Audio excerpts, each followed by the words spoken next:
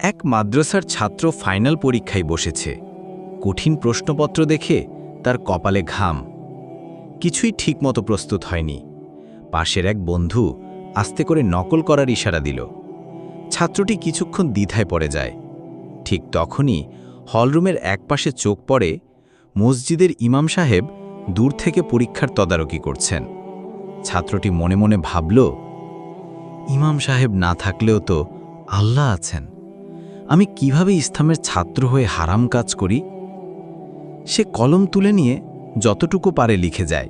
শেষে কিছু প্রশ্ন ফাঁকা রেখেই কাগজ জমা দেয়। পরীক্ষার ফল বের হয়। ছেলেটি পাশ করেছে, যদিও খুব বেশি নম্বর পায়নি, কিন্তু তার আত্মা শান্ত।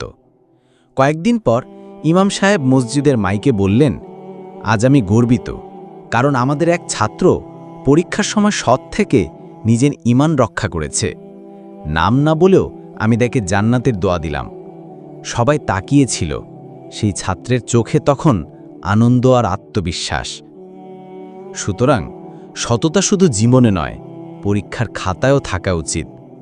আল্লাহর ভয়ে নকল না করাই প্রকৃত তাকওয়া।